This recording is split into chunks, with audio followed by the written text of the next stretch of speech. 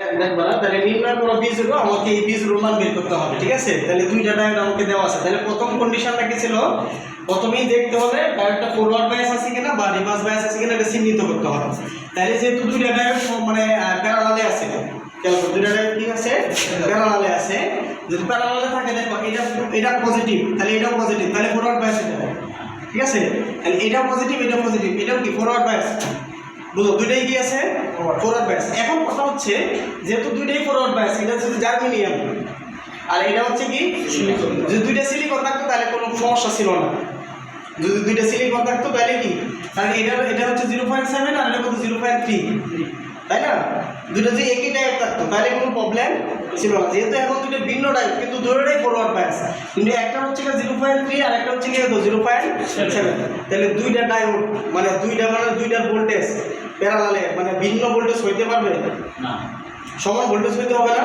কিন্তু এখন দেখো দুইটার কি ভিন্ন ভোল্টেজ, তাহলে এখন যেহেতু দুইটার ভিন্ন ভোল্টেজ, তাহলে এখন কি আমাকে মানে ধরতে হবে না কোনটা অ্যাক্টিভ আছে। তাহলে এই ক্ষেত্রে আমরা একটা কন্ডিশনটা মানে একটা শর্ত মানে একটা টেকনিক আমরা মাথায় রাখি, যদি দুইটা ডায়োডই ফরওয়ার্ড বায়াস প্যারালালে থাকে, ঠিক আছে? তাহলে কি লিখবো?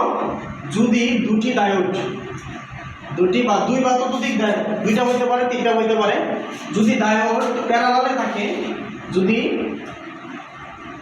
ডায়োড প্যারালালে ফরওয়ার্ড বায়াস হয়, প্যারালালে সবগুলোই ফরওয়ার্ড বায়াস হয়, সবগুলো ফরওয়ার্ড বায়াস হয়, ফরওয়ার্ড বায়াস হয়, তবে যার বেরিয়ার ভোল্টেজ কম, তবে যার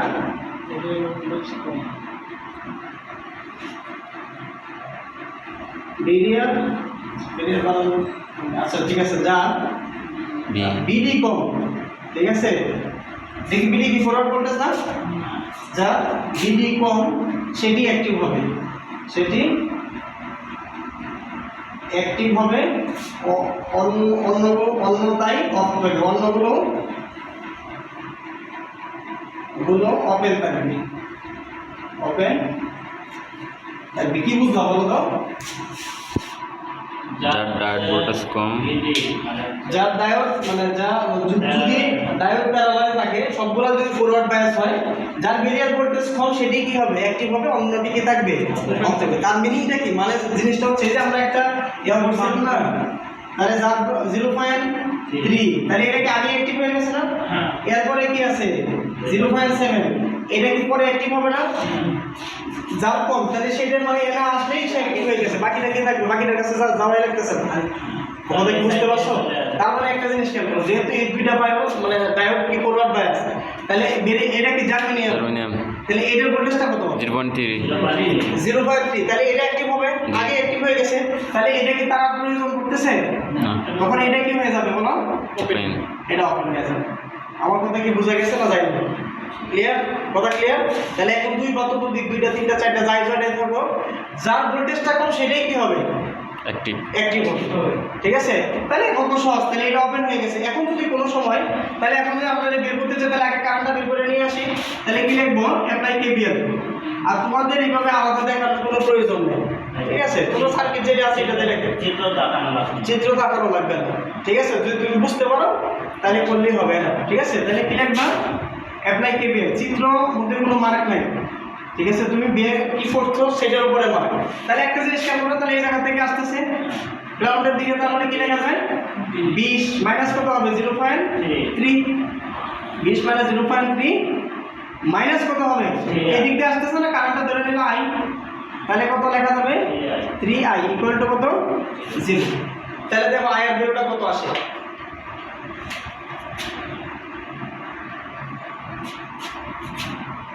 এটাতে যদি মনে করো I বের করতে বলে তাহলে বের করতে বলতে পারে, ঠিক আছে? এটা ধরো I, তাই না? কত আসে? 6.56 তাই না? Milliampere. আচ্ছা 6.57, ওকে, নো প্রবলেম। তাহলে এটা যদি চাইতো তাহলে এটা কি হইতো? একটা আনসার। কথা ক্লিয়ার? এখন আমাকে চাইছে কি B0, তাহলে B0 কি এই জায়গা থেকে একটা কেবিএল দিয়ে দিলে হয়ে যায়। তাহলে আবার তাহলে B0 মাইনাস কারেন্ট বিজের দিকে কারেন্ট আমার সাথে সাথে, তাহলে মাইনাস কত 3 ইনটু কত বলো 6.57 ইকুয়াল টু কত 0।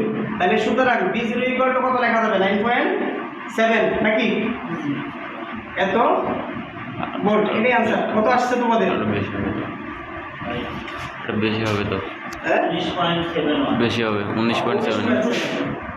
19.7 আসবে, ঠিক আছে। আচ্ছা এখন একটা জিনিস খেয়াল করো, এটা আমরা কি ভিন্নভাবে করতে পারি কিনা দেখো, খেয়াল করো।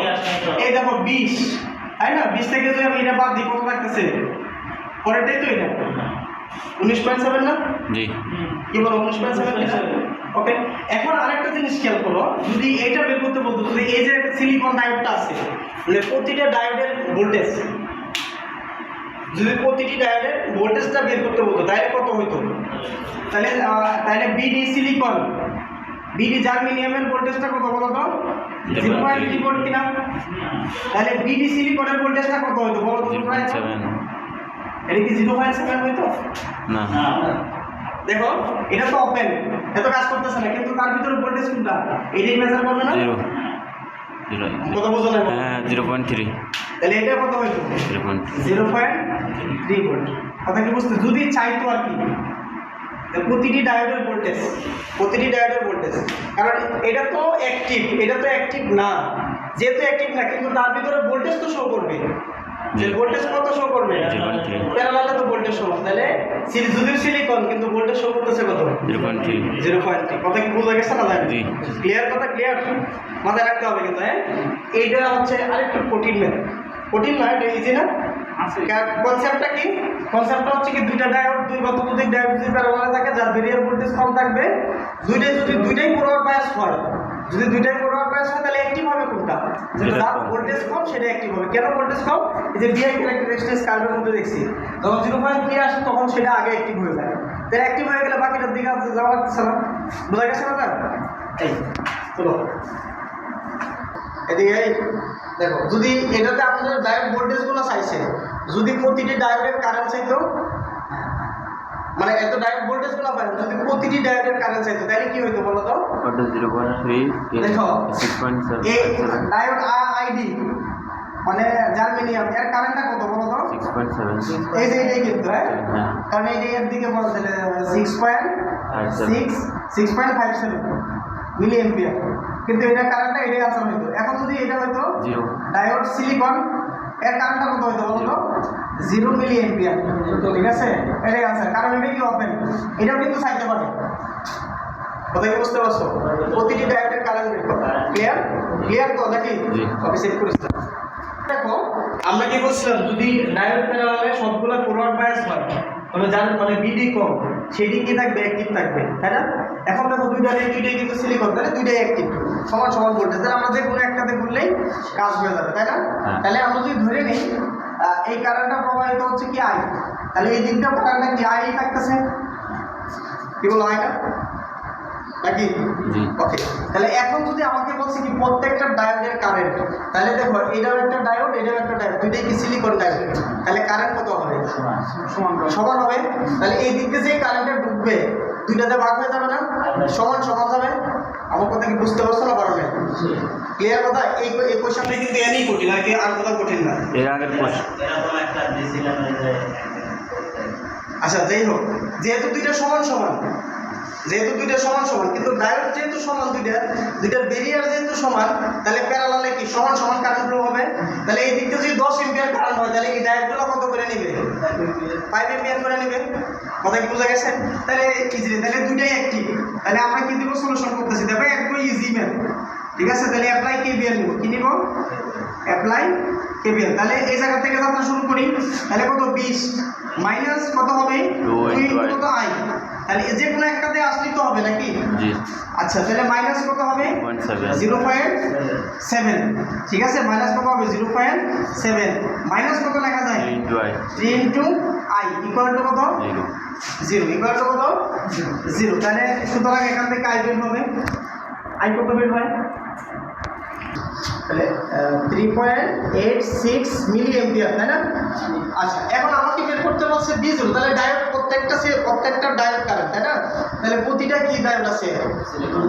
মানে সিলিকন ডায়োড প্রত্যেকটাকে সিলিকন ডায়োড, তাহলে সুতরাং ডায়োড কারেন্ট প্রতিটি ডায়োড মানে ডায়োড কারেন্ট কারেন্ট প্রত্যেকটি নাকি জি সমান সমান কারেন্ট ফ্লো হবে না? ইকুয়াল টু কত লেখা যাবে? আই ভাগ কত 2, তার মানে মিনিংটা কি 3.86 ভাগ কত 2 ইকুয়াল টু কত লেখা যায়? 1.93 মিলি অ্যাম্পিয়ার। তাহলে এটাই आंसर।